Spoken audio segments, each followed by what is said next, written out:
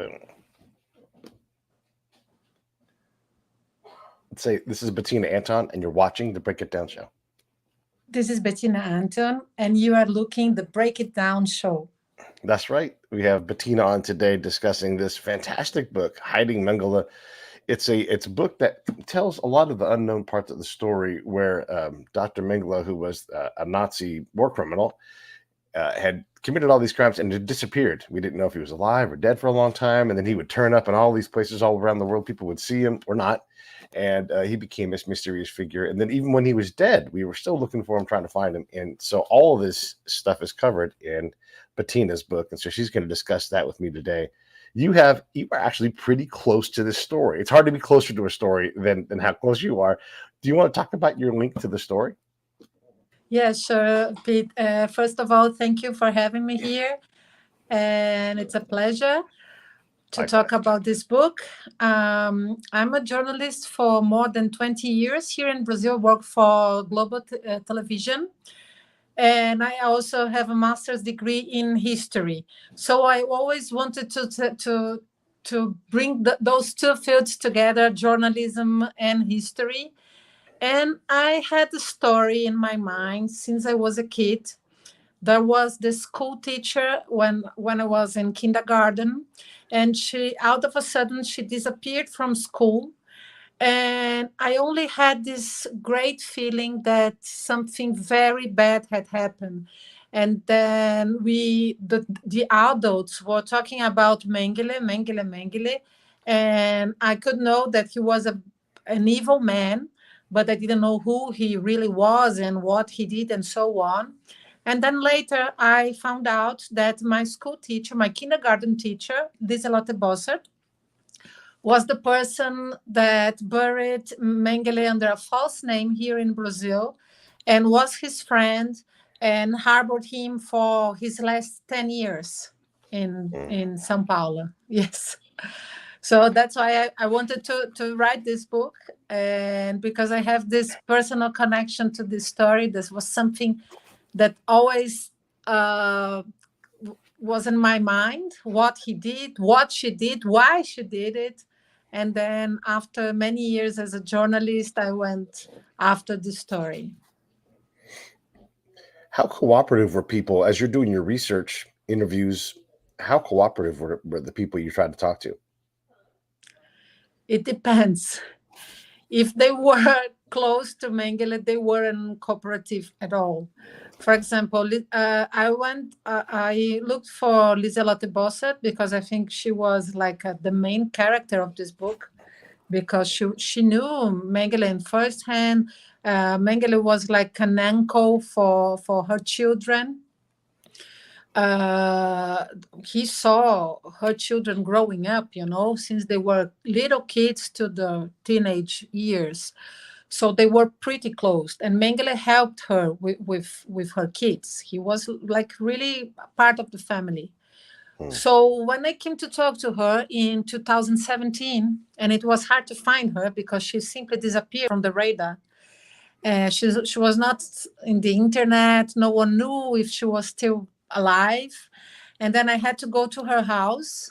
And then when she appeared, and she just came out and talked to me because I said that it was a former student. So when we started talking, I told her the subject, Mengele, and that I wanted to write a book. And then she didn't want to give interview at the first place. But then we kept talking. I kept asking her many questions. At first, she was answering. She was telling me why she came from Austria to Brazil and how the war years were in Graz, the city where she was born, and so on. She was telling me some things. But then in the middle of the conversation, she started to be a bit creepy. She started to make some threats. And these threats were becoming like harder and harder, let's say so, and more frequent. And she said that this was a dangerous case and that she didn't want a former student to be hurt. So I started to become afraid of her, of my school teacher. I know it seems a bit crazy because she was an old lady, but in any case, she harbored Mengele. Yeah, she did. So let's go back in time. You go through when you spent a lot of time talking about the Nazis, the people around Mengele himself in Germany. How much of that stuff was already published, and how much of that was new? Because a lot of this stuff is so detailed. I'm like, this isn't out as far as what I've seen, and I've seen a lot of this history.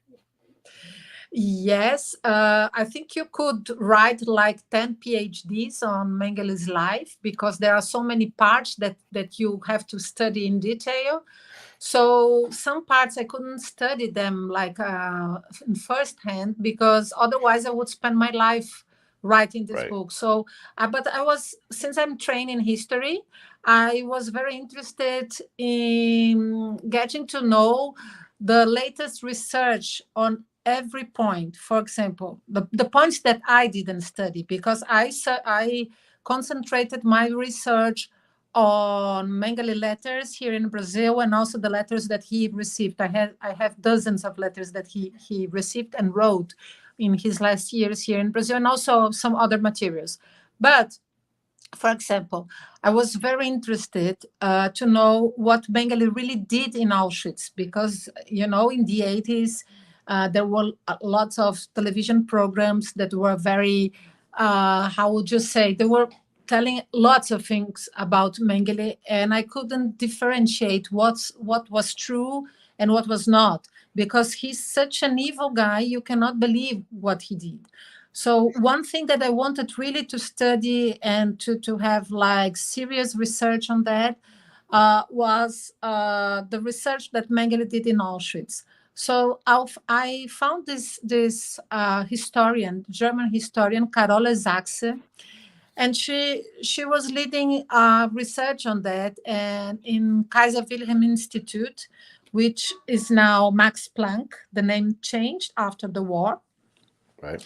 And in her research she has a book, and in this book she put together all the research of many other people, other researchers. So from that I could know what Mengele did in Auschwitz, what we know nowadays, and so on. And also I made contact with the Auschwitz Museum because there is another historian there, Elena Kubica, who also studied some of the researches that Mengele did. And apart from that, you can know what he did from interviewing the survivors and reading what they wrote and so on. And also, for example, here in Buenos Aires, we have an author that studied like the connection of Perón, the former president, Argentinian president, and his connection to the Nazis. Right. Uki Gonye is the name of this researcher. So I took his books, and I know he has like the state-of-the-art research in this case, like the connection between Perón and the Nazis. So you open a lot of researches that you could Yeah. spend your whole life doing Yeah. to know more about this story. How do you when you let me say this in the right way. Obviously, nothing excuses what the Nazis did, but it's easy to get so emotional that you start to create bias against everything. And so, did you find that there was conflicting reports? Was there any room to back up and say this isn't all true over here? I'm not saying that these things didn't happen, but it's just when things get emotional, you can get wrapped up in something, and then maybe that goes the other way too, where the other truth is also there as well. But did you find that any emotions caused any kind of growth in the story through the researchers, through the tales, through the stories? Pete, I try to be very careful with all of that because one of my objectives was really that, like, to know exactly what he did. Because Right. since I told you, like in the 80s, television shows were talking about Mengele, and you were like, who is this guy? So I wanted to know, like, exactly what he did. Of course, this is very difficult because the Nazis, they burn all the registers and they didn't want people to know what they really did because they were like evil people, not evil, Right. but they did evil things. They had an evil ideology, let's say so. So what I try to do to avoid this kind of exaggeration, for example, Right. is to paint like an 360 degrees picture. Let Mm. me explain that. For example, I didn't I wanted to understand Mengele, what he did in Auschwitz, by interviewing lots of different people, all the people that surrounded Mengele. So I went after stories from doctors that worked with him. I went after stories from children, women, people from different nationalities, different professions. So I spent a lot of time telling the story of Dina Babbitt, who later went to America. And why did I do that? Because she was a painter. And I wanted to know her perception of Mengele. I did like Miklos Niisli. He's a pathologist. He worked very closely to Mengele. So I tried to make like a 360-degree picture of Mengele, so no one could tell me later, no, he didn't do that, no, you are Mhm. exaggerating. So if you have a lot of people saying the same things, a lot of people of different nationalities, different origins, different ages, you cannot like deny it. Yeah, he Yeah. did many evil things. Some things are so evil you even have difficulty to believe. For example, Mengele, there are many reports that Mengele threw born babies into the pit fire. At first I couldn't believe this. I thought it was an exaggeration, but then later I read the same story from many women. So it, unfortunately, it must be true. Yeah. Yeah, when you read these things, it is it's beyond disturbing. Like it's hard to believe oftentimes, but yet we know it's true. I mean, I've interviewed World War II veterans who've gone into the camps, and they can barely discuss it. 70 years later, they can barely even think about it, and they don't like to conjure those memories up. So we know these things happen, but it is well, it's unconscionable, but yet it happened. What do you make of how Mengele gets, because he doesn't seem to start out this way. I mean, he gets there, look like you can understand why someone has the wrong ideology and they say, I'm going to experiment on twins, and goes crazy from there. But was he always crazy, do you think? Or did he grow into comfort with the things he No, was doing? no, I don't think from everything I researched and so on, I don't think he was crazy. I think actually he was pretty normal. He came from a normal family, like they were industrialists. They had money, of course. So they were Hmm. like rich people from Bavaria. And he went to the best schools and best universities in Germany, in Munich and Frankfurt. He had two PhDs. He was married and so on, and he was very ambitious. He was a very good student. He wanted to do very well his work and so on. But I think the problem was the ideology that he was living in. So he was this type of guy that was so obsessed with his profession. And and the problem is that at this time, medicine in the Third Reich was something completely crazy that was based on racism, and was based on the belief that the Aryan people were better than the others. So many doctors were also anthropologists, and this is something very difficult for us nowadays to understand this, because at first I was thinking like, what what's like, why was he an anthropologist? And now I know that many doctors were anthropologists because they were trying to prove that some races, and the Aryan race was better than others. So they were doing lots of things of measuring skeletons and everything and so on, trying to prove biologically that some races were better than others. So I think he was so obsessed with all this ideology, and then that he wanted to be a good doctor, and he was so ambitious that he was like the symbol of all this, and that's why he became the symbol of Auschwitz. And I think Auschwitz is the symbol of Holocaust. So in the end, Mengele is the doctor that is the symbol of the Holocaust. And so you have some of your sources are Jewish people who worked with Mengele because they had some kind of capacity, the painter, the doctors, that kind of thing. And obviously they're very reputable because they record these things and talk about it. What about One Ring In, when you talk about the other, and not a lot of these guys survived, but the other Nazis who are working in these camps? You have to do things that are, again, unconscionable because they're all happening around you. And if you don't, you die, right? And so is there any mercy to be given to the Nazis at all? Or is that where the line stops, like the inmates versus the Nazis? What are your thoughts on that? No, I don't think they could be excused. Like, because, for example, Mengele's, there's a very interesting story about Mengele boss in Auschwitz, the doctor that was the in charge of all the doctors in Auschwitz. It was not Mengele, it was his boss. And he wasn't a Nazi in the beginning. He had to be part of the Nazi party because he was a scholar, and if he wasn't Nazi, he was going to be expelled from university.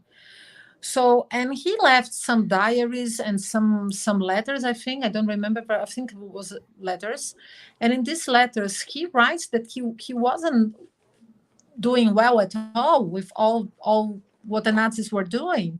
So I think there were some people that still kept their mind thinking like by their own, not with the Nazi thinking, because Right. Mengele was totally contaminated with the Nazi thinking.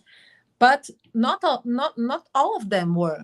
But in the other hand, they didn't resist it. They didn't go against the system, let's say so. Of course, it wasn't easy because it was a totalitarian regime. But I think this is one of the reflections that I came out from this book. Is like you have to keep in mind that you are human. It doesn't matter the ideology or the political moment that you live in. You have to keep your human values until the end. It doesn't matter like what else is going on around you. And I think Mengele totally lost his human values. Yeah. And again, this goes back to the unconscionable things. People come off the trains and the people waved this way are all dead, and it's not even, they don't even exist to a guy like Mengele or whoever's doing that sorting process. And then the other ones that do survive, it's for experimentations or work or whatever it is. And nobody cares if they die either. And it's amazing to think that there's sanity in this, but it really is a design of human behavior that we get to this point. Yeah, sure. I read something interesting this week in the New York Times saying that we are living in the age of turbulence. So there are so many wars going on right now. And I think people should stop a little bit and think a little bit of the wars in the past and to avoid to do the same things, because otherwise we become barbarians. And I think we are living today in a time that we are not so far from what happened in the Second World War, but of course not the same. But we have to have a thought on this, how to have human values, how to respect others, what's the limit, on what you're doing. We're talking with Betina Anton. She wrote this incredible book called Hiding Mengele, and it's just packed full of stuff. If you're at all into World War II or want to understand what happens when these Nazis escape out of Europe and they go to South America or wherever they go, this is the book to read because it's so well researched And like you said earlier, you have history chops as well as the investigative journalism chops. I really enjoyed it. It's fantastic. And you guys all know what I say: buy two and buddy read, one for you, one for your friend, or a great holiday gift for someone who loves history. The book is really great, and the link is below. So I want to get back into the book a little bit. I always found it fascinating that. So I was part of the Iraq War, right? And we had this whole. We used game cards to identify all the people we were after. These would be the Mengeles and all the other people in this fight. And a lot of these guys just disappeared, and we weren't able to find all of them, right? And so they're in theory either old and dead now, or still, much like Mengele, they're in hiding, right? And they've got enough money to stay hidden for a long time.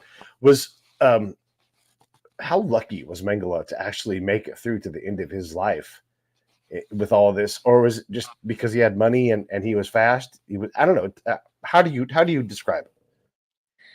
Do you know, it's like an airplane accident. It's just not just one factor, I think. There are many factors that explain that.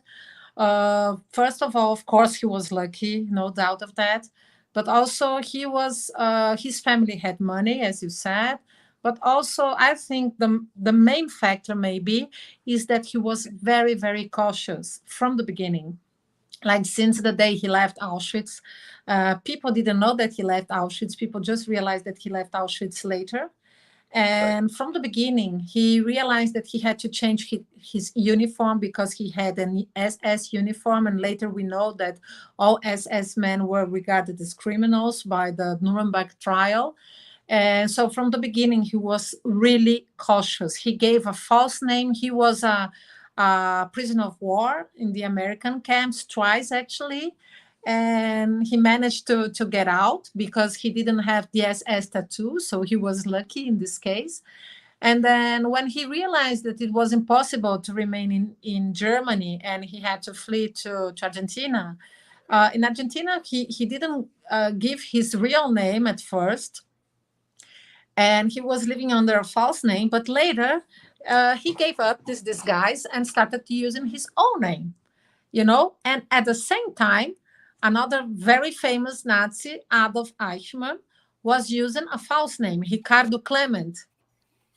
But Ricardo Clement, Eichmann, was doing every day the same thing, going off the bus, going to his house, like going to work.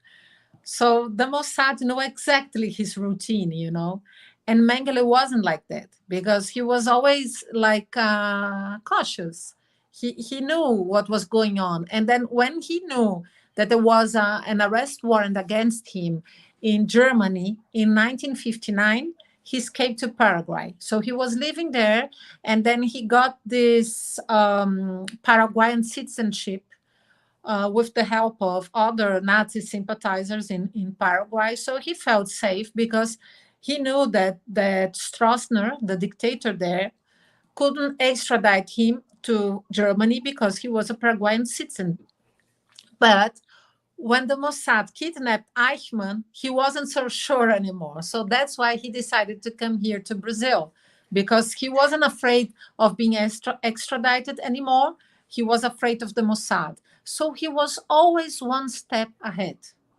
He was very careful with everything. And even when he lived here in São Paulo, for example, he lived in a lot of farms, always in the state of São Paulo, because São Paulo is a city where I live and also a state. And he lived in these farms. And in one farm that he lived for longer, in Serra Negra, he built like a kind of 10-meter tower where he could look at around, and he could see the only road that took to the farm. And when he went out from this farm, he was always surrounded by dogs. So he was careful all the time. Like it's the opposite from Eichmann, for example, that had like a clock routine. Then, and it was very easy for the Mossad to kidnap him. The number of Nazis who escaped is pretty big when you think about you know, all of these people and the whole world looking for him. Was Mengele exceptional within that group? You know, the ones that stayed and die abroad. Was he exceptional in that, or were they all just kind of lucky in their own regard? Or did you even spend time looking at those things? Maybe you didn't. I don't know. Yes, they tried to look to other criminals. Mengele was a criminal, and for example, this was something very curious that Rafi Eitan, the Mossad commander, told me when he was like 90, and I met him in Tel Aviv, and he gave me this interview, and he explained to me why the Mossad kidnapped exactly Eichmann and not the others.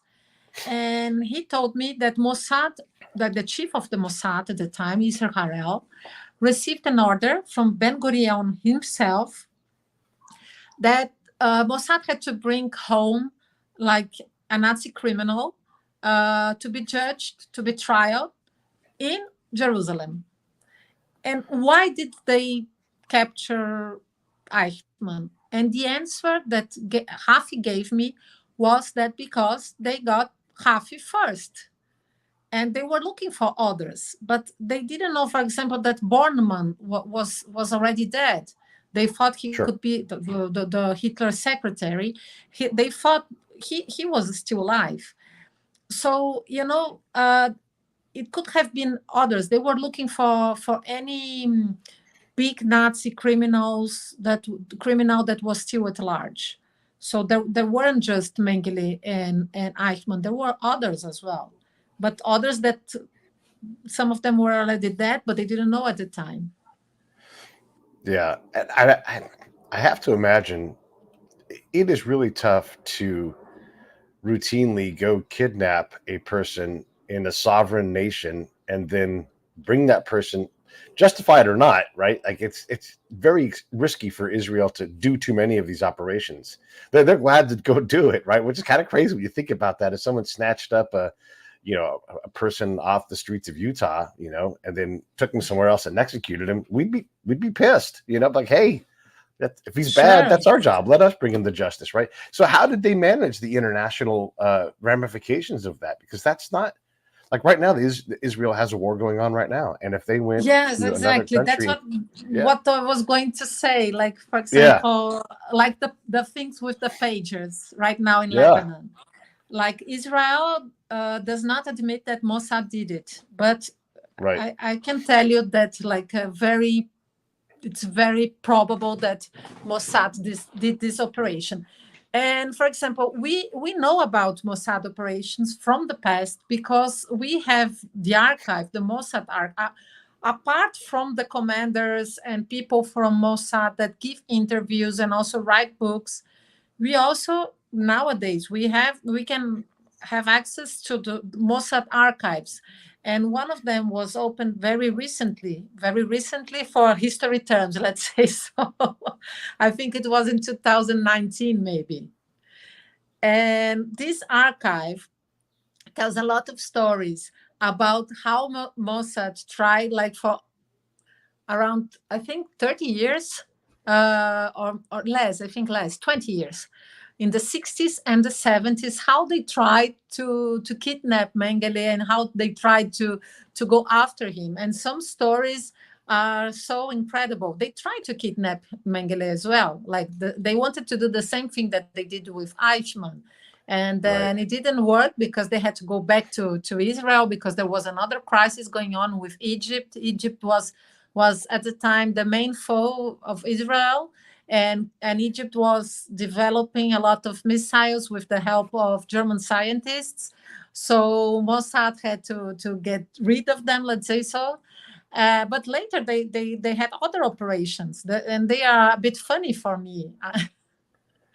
Like they yeah, sent some agents, and they try. One of the agents was like a woman that tried to seduce Mengele's son, but at the time when Mengele was already dead, and they didn't know that. So there are many stories about Mossad trying to capture Mengele. it's there's two things I want to get into. The first thing is and you talk about this in your book. There's a turn in Israel because these things are hugely expensive and logistically cost prohibitive as well. It's not just money, but like all these people are taken out of the network. By the way, the Middle East is trying to take out Israel, and so they've got to put resources where they need to put them.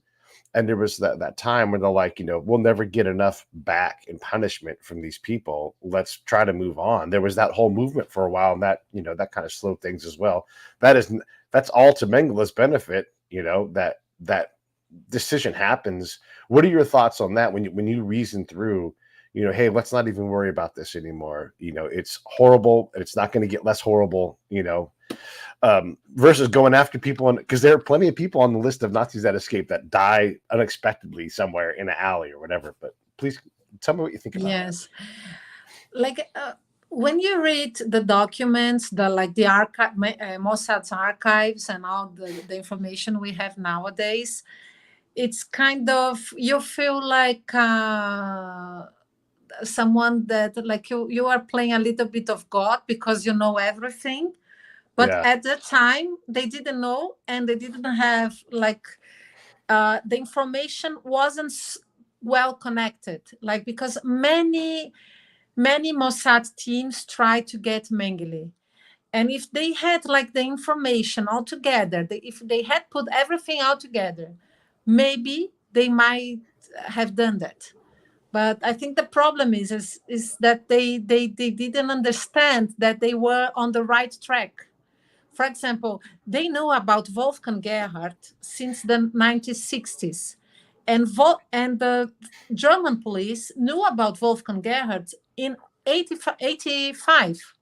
So they know about the crucial guy 25 years earlier. So maybe they didn't trust the information they had. Like nowadays, it's really easy to see that, That's why I was joking that you can play like God, yeah, because now you can see from above and see how sure, close they were and how they could put all this information together. But also, I think there's another thing regarding the Mengele case, is that I think this case is the one with more fake news surrounding it and with more myths. And Mengele became not just a person, but also like a kind of pop culture symbol. He was even like, there's even like a thrash metal music with Mengele and so on. And he was on cinemas and books. Everybody had like a view of Mengele, and everybody thought they have seen Mengele somewhere. The Israeli embassy here in Paraguay received a lot of calls and messages saying that people saying that they had seen Mengele somewhere. So there were so many people saying things that weren't correct, and when right. they had the correct information, they didn't believe it. I, so I used to be a spy, and that was my job. And so all of these things resonate well with me because we saw the blue van, and I'm like, well, it's a white van. No, no, no, it's a blue van. We saw it. I'm like, well, it's a white van. Did you see? So you're always chasing these leads, but a lot of them aren't real. And the person who's trying to hide isn't leaving any clues. They don't want you to find out that they're going to do something. So a lot of that stuff, especially when you talked about in the book, where did he die or did he fake his death? And where's Bormann? Yes. Where's Hitler? The entire team attached to finding Hitler and ensuring that he was dead. I mean, that's all wasted resources if you're God. You're like, no, you shouldn't. That's a mistake. But you don't know that in the time. And so you're looking for all these guys. And I want to ask this too, because there are all these Nazis that die abroad in South America. I don't know. Like Walter Rauff is one of the names that stood out. Who's that? That's nobody, right? So do you go and chase Walter Rauff and look for him, or do you spend your money on the Barbies and the Mengelas and the all the big names? Because at some point, like, yeah, you brought some guy back, but who the hell is that guy? You need some bang for the buck, or maybe you don't. I don't know. What are your thoughts on that? Yeah, I think Israel was a very small country and didn't have much resources to go after all the Nazi criminals. I think this could have been the role of Germany, but just after the war, you still had many Nazis in the government and so on, in the judges and judicial system, let's say so.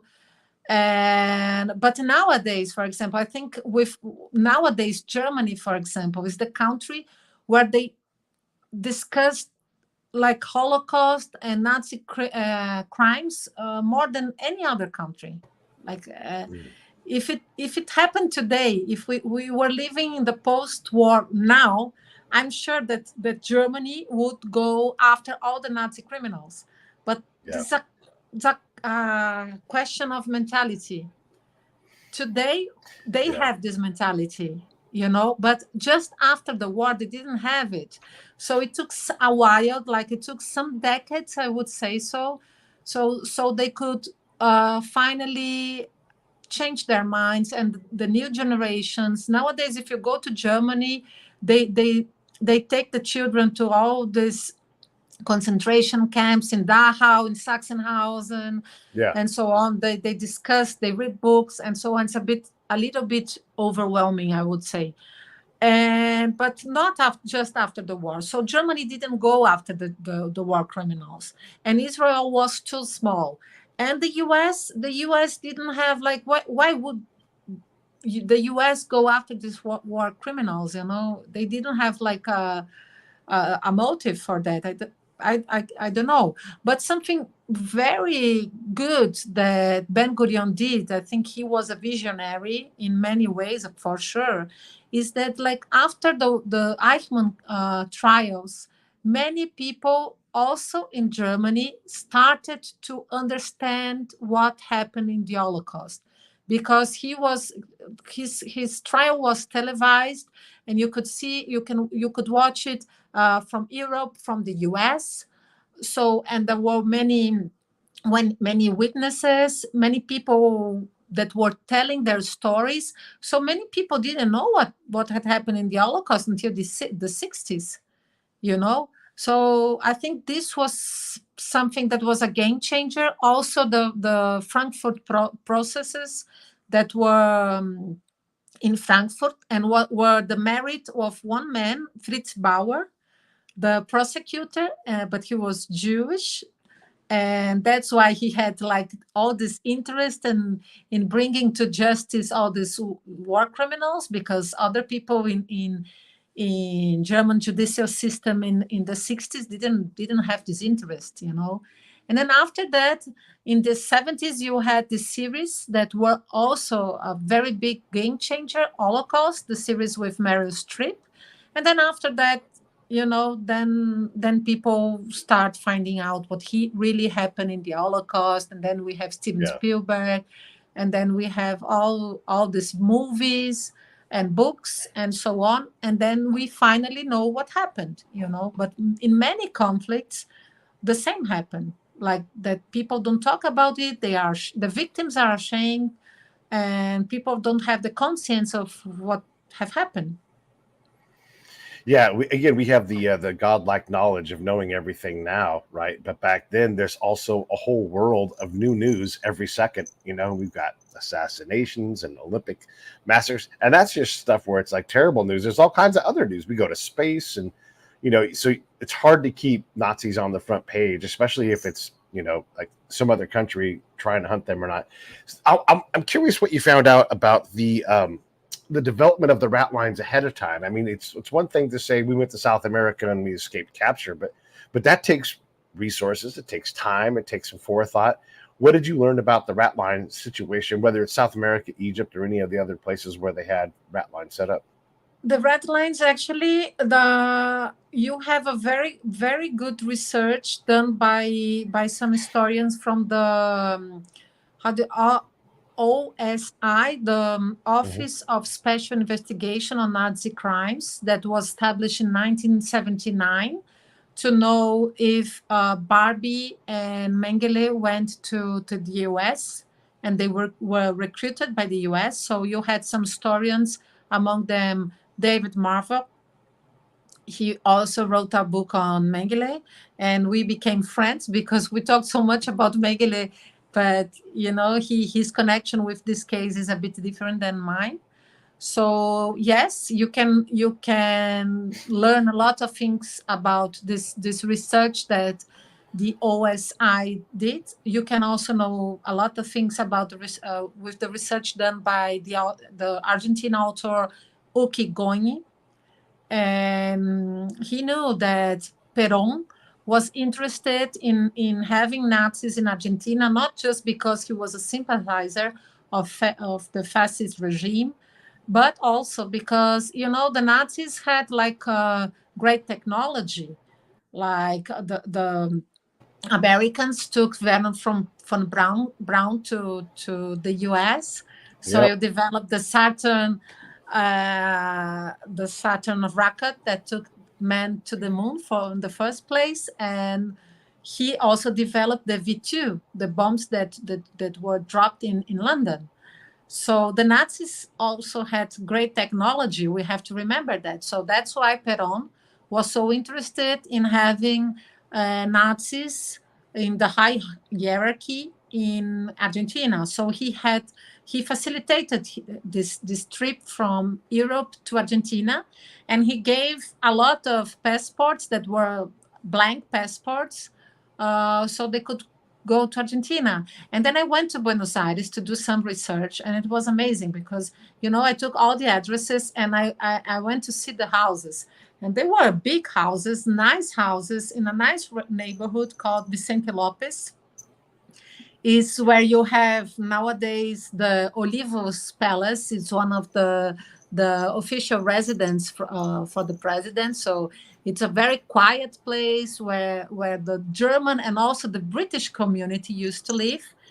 And when you go there, you see these big houses. You think, oh my God, they all met here. Like, imagine Mengele, Eichmann, Rudel, that was the Nazi pilot, Mhm. Wilhelm Sassen, all big war criminals meeting, like having dinners, having talks, like in the 50s in Buenos Aires. And it was a nice place, It's not, you can dream away, like Right. walking those streets and just imagine this period. Yeah, it's great, and the pictures in your book too are great, Yes, especially I the took ones it. with. Yeah, go ahead. Go ahead. Yes, I took these pictures, because it's so, if you go there and you see it, like it's different than just reading it, so Right. that's why I wanted to take the pictures and to show a little bit of the street and so on. And then if you take the addresses and you put them on the map, you see that Mengele lived very close to Eichmann, for example. So this Yeah. was like a very strange neighborhood. Yeah, to say the least. I also was taken back by the regular day to day pictures, like during the war, when like, oh, war is hard. Let's go out to this idyllic lake in Bavaria and have a vacation, and you see these people, and you're just like, you're so conflicted because these are people, humans, having a great time, but also the men in the picture are doing these insane, horrible, unexcusable things, and so like you see this normal thing, but one layer back, they're evil. Exactly. And that's why, for example, my teacher, Liselette Bossert, she didn't want to believe what Mengele did. She told Sure. me he wasn't like that. He was a scientist. He was a friend of mine. People say a lot of things. He didn't do that. He was a scientist. And she kept saying that. And I asked her, like, do you know this by what he told you? Or do you know this by what you read? And then she said, oh, both. Because in his mind, Mengele thought he was a scientist until the end of his life. We Right. were expecting like some regret. I was expecting when I was going to read all his letters, I was eager to find something, like to find one little thought at least, saying, oh my God, what did I do with this little kid? Or what did I do this time when I took this little baby and threw it in the pit fire? No, he doesn't say anything. No regrets at all. Like, you expect this, but that doesn't happen. you It know. doesn't And exist. when he Yeah. mentions the war, like he mentions sometimes the war or something like that, and also politics, and he keeps like he you know that he read the papers, or and he watches television, he watches news program, and he comments, for example, some things that are not in the book. For example, he comments about the Kennedy family in this yeah, and also and his friends comment, like one of his friends say, so, oh my god, I don't want to go to Germany, I don't know this place anymore. Imagine, Willy Brandt is the new prime minister. I cannot go back, they are too liberal. I cannot, I don't know this Germany anymore, you know. Right. So they were like Nazis until the last day. Yeah, I'll be a little bit rough on that whole region. I've been to Austria, and I'm like, oh, this is still very, very. We'll just say, I'm not saying they're throwing people in concentration camps, but it is very National Socialist there. You know, in ways that you're like, it's unfamiliar to me. So I'm like, oh gosh, wow, this is. You're not Nazis, but you're not too far away. You know, like it's these ideologies still exist, right? And I don't know. It's shocking when you see these things. Yes, it's very shocking because the ideology, it does not go away. It still exists. So that's why we have to keep talking about it and showing the horrible things that they did, Right. and trying to bring some reflection on some subjects, because it's unbelievable. It's unbelievable that people can be neo-Nazis nowadays. It's like, if you are Yeah. neo-Nazis, we have many here in Brazil, in southern Brazil. There are some cells and so on. But if people are neo-Nazis, it's because they're ignorant. They don't know about the past. They don't know what the Nazis did and so on. Yeah. Otherwise, it's impossible to be like that. And like your teacher, they don't choose to believe what is known, you know, and it's easy to look at your friend and say they've never done any wrong, but here they are, they're this monster that has, you know, blithely just said, die, live, but live under my conditions, which includes putting you in boiling hot water or whatever those things are. God, it's so disturbing, and I appreciate you writing the book, because we need to keep this conversation going and talk about these things. It's easy to say, and then World War II ended, ta-da, everything was fine, but still these guys escaped, and I love the fact that you spent time writing it. Do you want to talk about Mengele's son or anybody else connected to who was, you know, left with these legacies? I mean, if you have the name, I mean, there aren't even a whole lot of Adolfs in the world anymore, right? Like that name has kind of disappeared. Do you want to talk a little bit about that? The people who had to hold the legacy of these names, of these legacies, that kind of thing? The legacies of, like, Rolf Mengele Yeah. is Mengele's only son. He gave the DNA, so police could prove that Mengele was really buried here in São Paulo. But after that, he didn't give interviews anymore. And but I know what he thinks, because of the interviews he gave, and also because he wrote letters to his father, and his father answered his letters.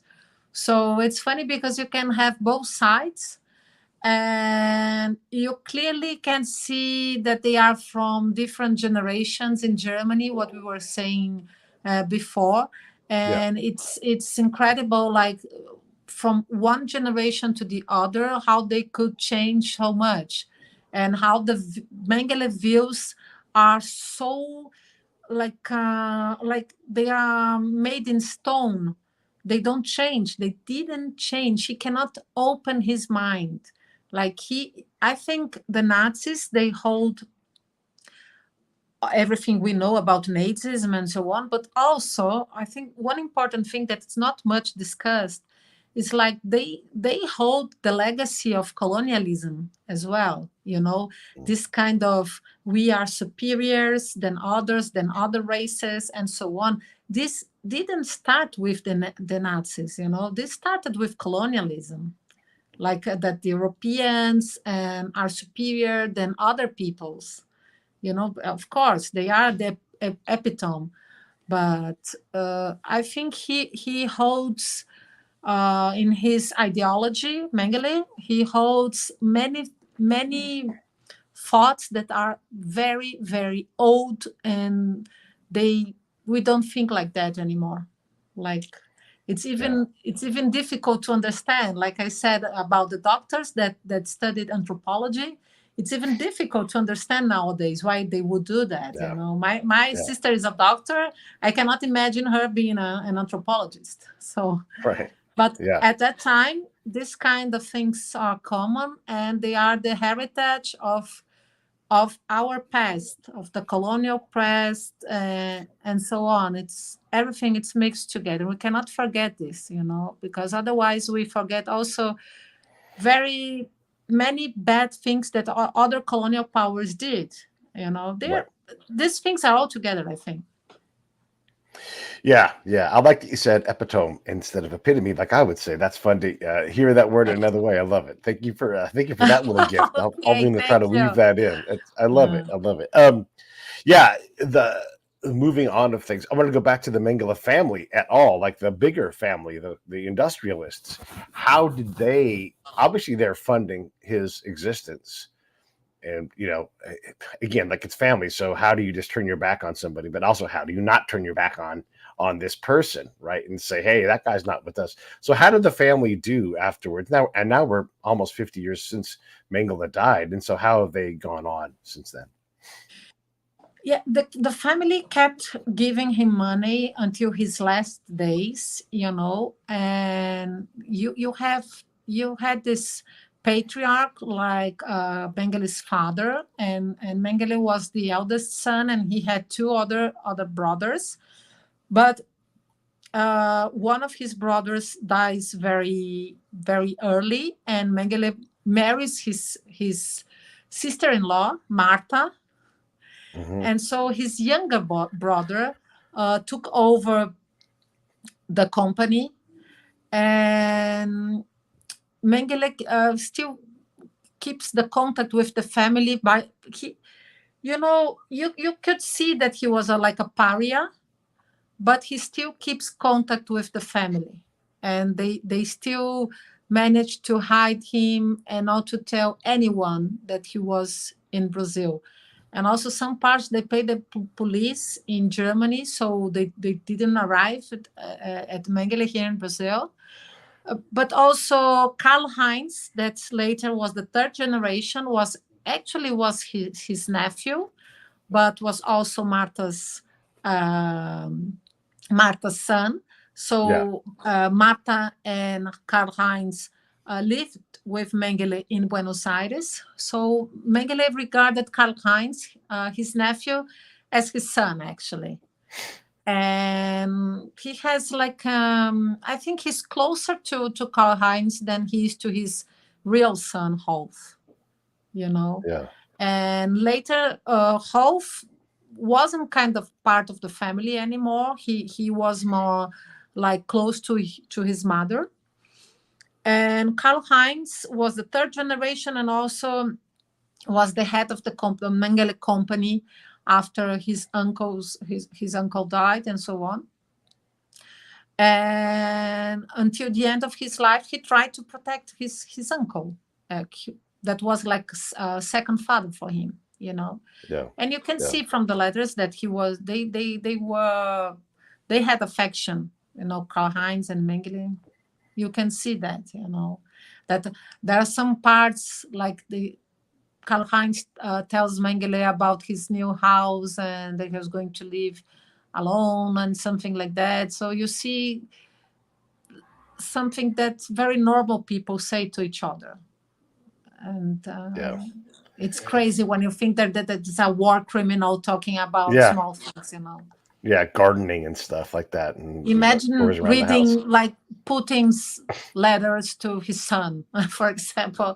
I Yeah. think it's Yeah. something like that. Did his family understand the level of his misdoings? I mean, it's so evil. It's hard to even pick the single right word because it's just horrible, right? It's horrendous. But did his family have any idea of the extent of how His shameful his his his behavior was? son Rolf wanted to understand more about Auschwitz. Wanted to understand better what his father did in Auschwitz. So that's why Rolf came to Brazil in 1977 and met his father. And Mengele went crazy, this, like, I think Rolf left for the last days, like, to talk about this. And Mengele went crazy because he said he didn't do anything. It wasn't like that. Always the same things, always the same things that people that are criminals Hmm. say.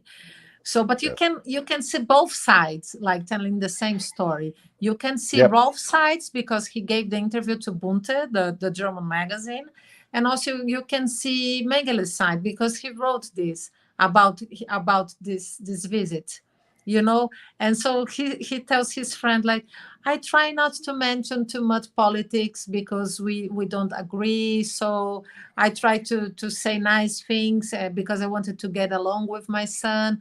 And so they travel, they go to the beach, they go to waterfalls and so on. And this, I think, it's another myth. Like, when I was starting my research, I read in many places that Mengele was kind of very depressed old man living in Brazil. He didn't go to jail, but he paid his price because he had a very miserable life here in Brazil. I don't agree totally with that. I think he Hmm. had bad days and bad moments. He was always complaining that he wanted to have his friends and so on. But I think he complained like an old man because Sure. at that time he was considered an old man because he died when he was 67, turning 68. At that time he was considered old. Nowadays Right. he wouldn't be like that, Yeah. He'd be rock and he climbing and was. windsurfing. Yes, if Yeah. you think like Yeah. the presidents we have today and so Oh on. my God. Yes, That's good. they are much older. Yeah. Yeah. And so, but here in Brazil, for example, he went to waterfalls, he went to the beach, he had his friends, he could go to the German bookstore, he had like his small pleasures. He went out to have his German dessert. He went out to walk his dogs. He loved gardening.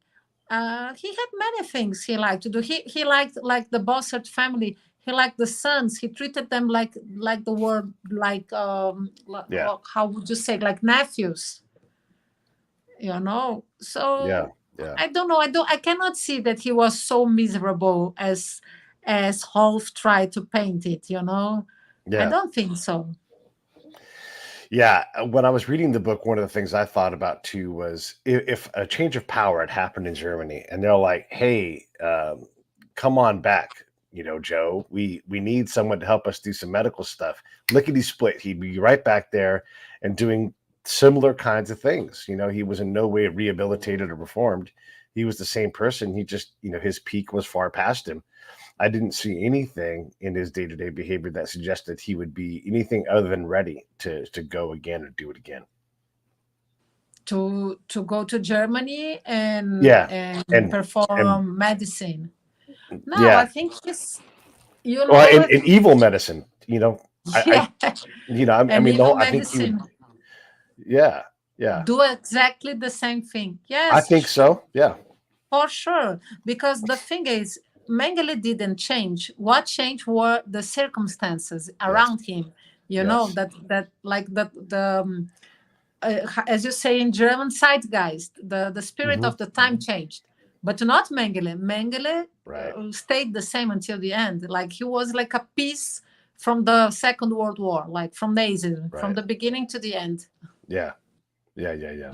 What's next for you? I mean, this book is incredible. By the way, let's hold it up one more time. Here it is, Hiding Mengele. You got to get this thing. It's fantastic. You've heard a lot about things that are in there, but there's so much in this book. Nothing has been spoiled at all. So definitely get the book. The link is down below. You guys know what I say. Buy two. All right. So what's next for you? What are you working on now? Now I'm starting to work on something that could be very controversial. Oh, Uh, the war in Gaza. oh boy. Yeah. So I know that, but I can relate many things about these two subjects because, I think it's a war that has two sides. And when you talk to Just one two. side, Yeah, Yeah. two sides, but many Okay. people think there is only one side. If you talk to one side, this side thinks only this sides exist, and Uh-huh. then people from the other side think exactly the same. So I think we are living in a time of polarization, and not just in politics, but also in these conflicts and so on. So I want to give a little bit of human view to this conflict, that humans are involved in them. Yeah. Yeah. Well, that's great. I'd love to have you back on to talk about that. Also love to introduce you to a guy named John Spencer that I know that he's a world-renowned modern urban warfare expert. And so Oh, really? he's been to the battleground in Ukraine and also in Israel, and he has uncommon access because his job is not to decide who's right and who's wrong. Is to understand like what decisions are being made and how that's evolving warfare. So he has a very unique and academic approach to all these things. So that might be a cool interview to have Yes, you guys please, talk please here. send me his contact. I would I, love to I speak to will. him. Okay, let me wrap this up. I'm going to roll these credits. I'll come right back to you and say goodbye. Everybody else, goodbye, and we'll see you all later. Let me just grab this video real fast here. And there it is. Hey, thanks for watching the show. I really appreciate it. Right here, you can subscribe. Please do that. It makes the show grow. Hit that notification bell so you know which incredible guest is coming up next. Down below is the PayPal link. You can put a small subscription in. That is an enormous help. All that money goes right back into the show. And then right up over here are the next episodes you should listen to, curated by yours truly. Thank you.